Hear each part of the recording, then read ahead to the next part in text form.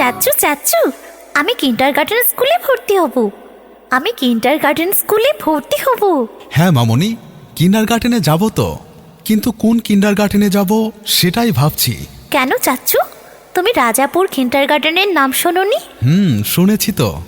জানো চাচ্চু, আমাদের এই রাজাপুর উচ্চ বিদ্যালয় মাঠ সংলগ্ন রাজাপুর কিন্ডারগার্টেন অবস্থিত হয়েছে।